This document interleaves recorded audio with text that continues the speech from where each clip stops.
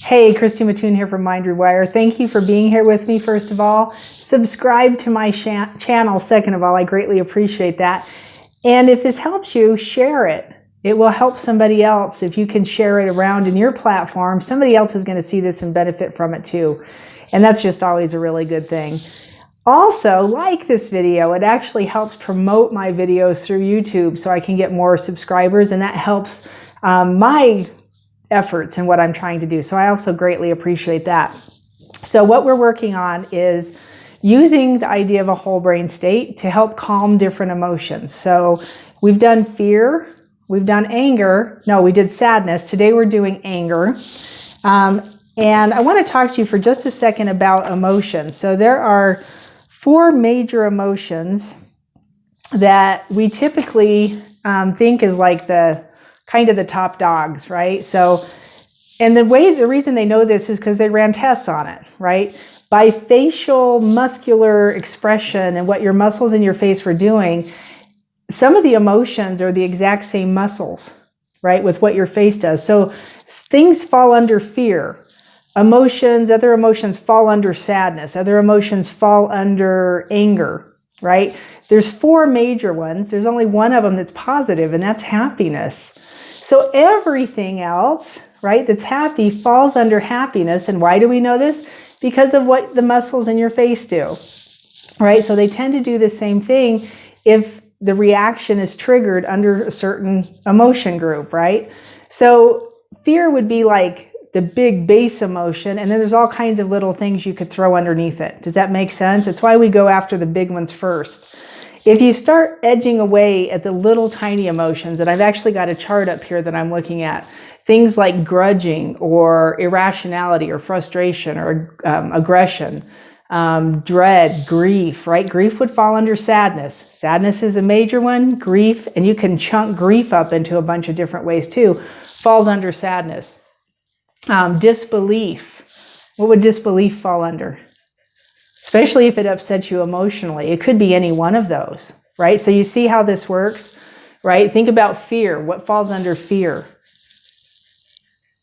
Like, think of some different things that you feel. And if you think the word fear and you feel it in your body, that means you have some essence of it inside of you. Because the second I said that, some of you felt it. And I felt you felt it. I feel you felt it. Does it make sense? So when you feel fear, other people can feel it. It's how people always tell you don't ever fear, because they can smell it on you. And it's probably not really a smell literally, but it's definitely a feeling. And so we want to take care of those, and that's what we're doing. We're using the idea of a whole brain state. So today we're doing anger. We're going to do it the same way we've done the other ones, except this time we're going to feel anger. So I want you to start by feeling anger. Uncross everything so you're in an open pattern. Uncross your arms, uncross your legs.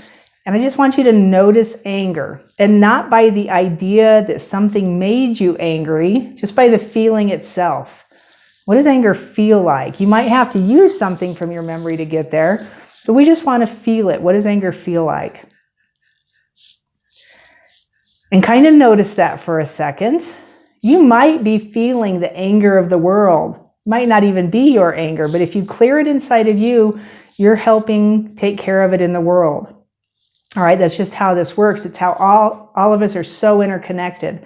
So feel anger. We go for about a minute, and then I want you to cross your ankles, one over the top of the other, right? Cross your ankles, and then feel your feet.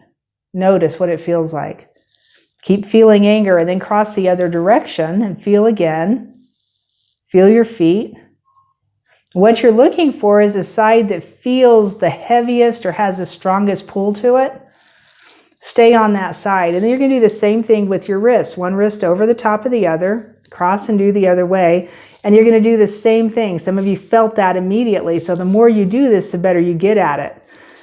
Cross. And then you can either put your palms over each other, put your hands over your heart, or you can just drop your hands into your lap, whatever is more comfortable. And then I want you to close your eyes and take 3 nice big breaths. So a huge inhale. Expand at the rib cage. Really pull that oxygen up into your system as high as you can get it. And then exhale. A nice, long, slow exhale. And then inhale.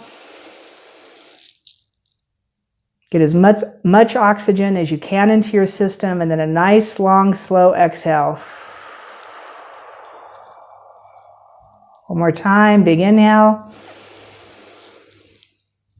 A nice, long, slow exhale.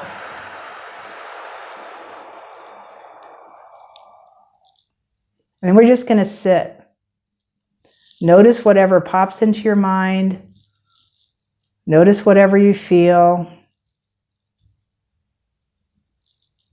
And when you feel like anger has shifted, mentally, emotionally, or physically,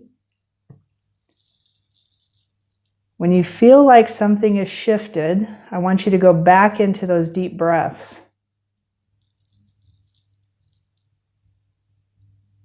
So as you sit, you're just noticing, paying attention. Sometimes this can take up to 3 minutes.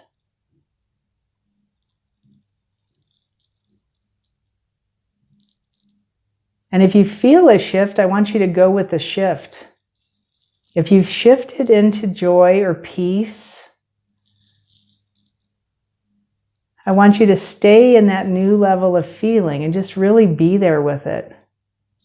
Put all of your awareness on it. Really pay attention to it.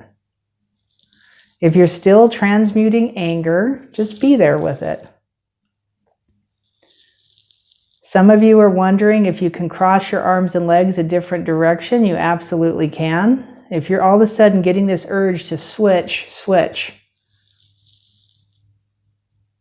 And then notice what you're doing in those instances is you're actually trailing the neural pathway through your brain. So we're going to stick with it. Those of you that are feeling something besides anger, stay with that new feeling. And then when you're ready, go ahead and take a nice big inhale. Nice long deep exhale. Nice big inhale. Nice long deep exhale. One more time, big inhale. Nice long deep exhale. Now let me tell you what that nice long deep exhale is for. We're exhaling longer than we're inhaling because that long exhale actually drives oxygen and energy deeper into your cellular structure. This is all simple physiology. And once you know how to use it, you know how to use it. That's the coolest thing about this. When you are able to feel a negative emotion, and this is how you start using this, is when you feel something, find the crossover pattern. Sit there and feel and notice for a second. You can even do this with your eyes open. You don't have to close your eyes. When you close your eyes, you can go a little bit deeper. You can get in there a little bit more. If you're in a place where you can't close your eyes, but you're getting really emotionally charged, cross your arms and legs. You don't even have to think anything because you've already got it up in your system, right? So whatever is going on around you, if you're starting to get emotionally charged, cross your hands, cross your ankles, and just stand there and breathe, right? As you're doing that, you're helping to dysregulate it out of your system so that it doesn't stick, right? It won't stick inside you somewhere. And you're going to notice a shift. And the more you do this, the less you're going to get emotionally dysregulated. The less it's going to happen because you're training yourself to stay in a higher vibration of emotions. Does that make sense? You're training yourself to stay in this better place. All right. I hope this helps. That was anger, right? So next time we're going to start doing variations. I'm actually going to start going down the list that I have up here, and we'll start doing variations of different emotions, and even going into different organs using this exact same technique. We're not going to alter it any. So you're going to notice I don't do any muscle testing, and it kind of is a muscle test when you're feeling and feeling. You're noticing what your body's telling you. You're learning how to read your body. I don't ask any questions. Do I need to clear anger? If you feel it, you need to do something, right? And what we're doing is not clearing it, we're neutralizing it. So on the next video, I'm going to help you understand neutralizing an energy and why it works the way it does. Stay in this higher level of vibration, and I'll see you again tomorrow. Thanks for being here.